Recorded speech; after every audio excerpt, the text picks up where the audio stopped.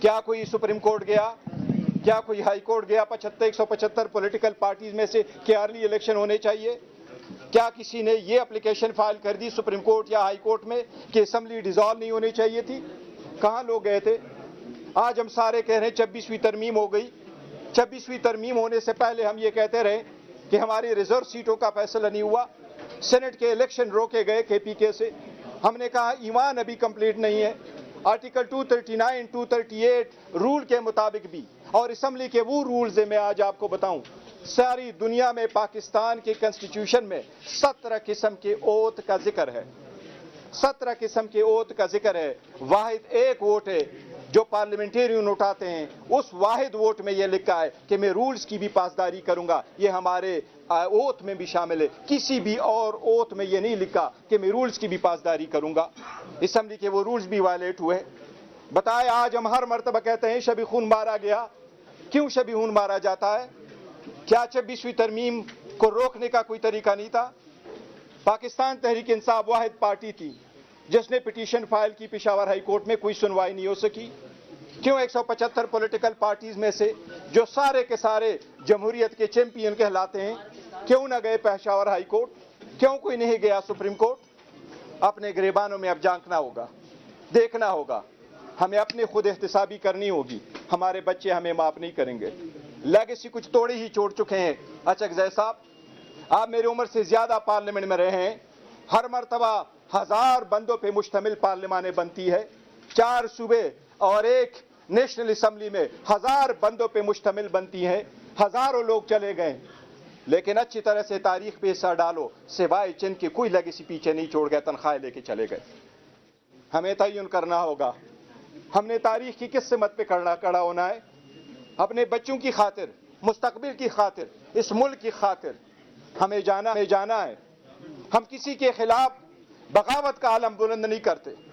یہ تحریک جس وقت چلا رہے تھے ہماری میٹنگ راجہ ناصر صاحب کی گھر ہوئی. میں نے یہ تجویز سب سے پہلے دی جناب لیاقت بلوچ صاحب کو. میں نے کہا نام آپ تجویز کر دیں. پاکستان تحریک انصاف سب سے بڑی پولیٹیکل پارٹی ہے, دنیا میں 6ٹھی بڑی پولیٹیکل پارٹی ہے, لیکن ہم نے کچھ بھی نہیں مانگا, کسی سے بھی نہیں مانگا. ہم نے کہا اچکزئی صاحب آپ صدر ہوں گے. اسٹیئرنگ کمیٹی بنی. ہم نے کہا شاہدہ خان عباسی صاحب آپ ہوں گے چیئرمین, کنوینئر آپ ہوں گے. پاکستان تحریک انصاف پاور شیئرنگ پہ بلیو نہیں کرتی, عوامی پالیٹکس پہ خان بلیو کرتا ہے. تب تو جیل میں بیٹھا ہے. کمپرومائز کرنا ہوتا کر چکے ہوتے, کب کے باہر آ چکے ہوتے. الیکشن ہوئے, ہماری کتنے سیٹیں آئیں؟ 10 فروری کو میں نے سب سے پہلے پریس کانفرنس کی تھی اپنی سینٹرل آفس کے سامنے. اس وقت میرے پاس فیکٹس اینڈ فگر موجود تھے جو میں نے آپ لوگوں کے ساتھ شیئر کیے تھے. انٹرنیشنل میڈیا بھی موجود تھا. اس کے فوراً بعد دی گارڈین نے میرا انٹرویو کر دیا تھا. میں نے فیکٹس فگر ان کے ساتھ شیئر کیے جنہوں نے اس کی تصدیق کی ہے. میرے وہ انٹرویو بھی چلائے ہیں. اور مجھ سے پوچھا گیا کہ ہیلنگ ٹچ کیا ہوگا. میں نے کہا ہیلنگ ٹچ ہماری طرف سے کیسے آنا ہے, ہم تو وکٹمز ہیں, ہمارے ساتھ تو زیادتیاں ہو رہی ہیں. ہیلنگ ٹچ ان لوگوں کی طرف سے آنا چاہیے جنہوں نے ہمارے بہنوں سے چادر لیے, جنہوں نے ہمارے ورکر سپورٹروں کو روکا. 850 کنسٹیچوئنسی پہ ہم نے ٹکٹ دیے تھے. 3000 ٹکٹ میں نے as a chairman PTI sign کیے تھے. وہ سارے لوگوں سے لیے جاتے تھے. لیکن جب الیکشن ہو رہا تھا ہمیں کنونشن کی اجازت نہیں تھی, ہمیں ریلی کی اجازت نہیں تھی, ہمارے پوسٹر سٹیکر لگانے کی اجازت نہیں تھی. بتائے 175 پولیٹیکل پارٹیز, آپ سب لوگوں نے جواب دینا ہے ایک دن. آپ لوگوں نے کبھی کہا تھا یہ غلط ہوا ہے؟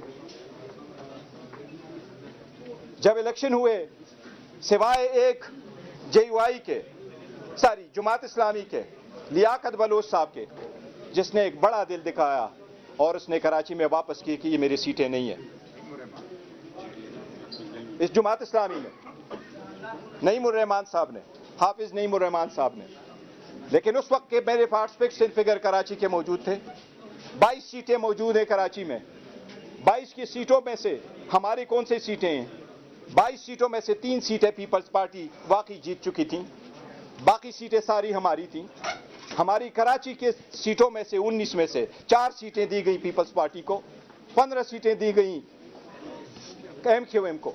حیدرآباد کی ہماری 2 سیٹیں تھیں, 2 سیٹیں ہم جیت چکے تھے, وہ دی گئی MQM کو. وہاں پر ایک صوبائی اسمبلی کی ہم 30,000 کے وہ لیڈ سے جیت رہے ہیں, تو قومی اسمبلی کیسے ہاریں گے؟ اس میں بھی کسی نے نہیں کہا, 26ویں ترمیم کو کسی نے نہیں روکا. اب ایک بات کی وضاحت کرتا ہوں, 26ویں ترمیم پاکستان میں مارشل لا دور کے ایل ایف او اور پی سی او کے بعد سب سے زیادہ متنازع قانون سازی ہے. یہ ہر صورت واپس ہونے چاہیے. پاکستان کی عدلیہ سے کوئی خوش نہیں ہے. پاکستان کی عدلیہ جب سے ہے متنازع رہی ہے. کس وقت میں نہیں رہا ہے, کتنے منیر بیچ میں گزر گئے.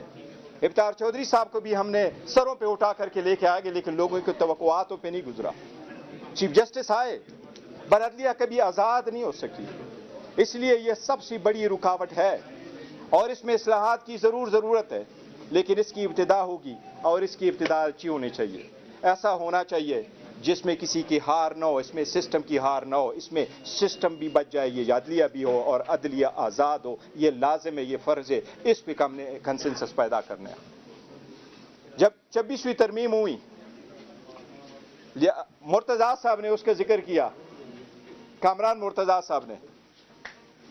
ایک بات آپ کو واضح کروں, ہمارا مولانا صاحب کے ساتھ 26ویں ترمیم کے کسی شک پہ اتفاق نہیں ہوا تھا.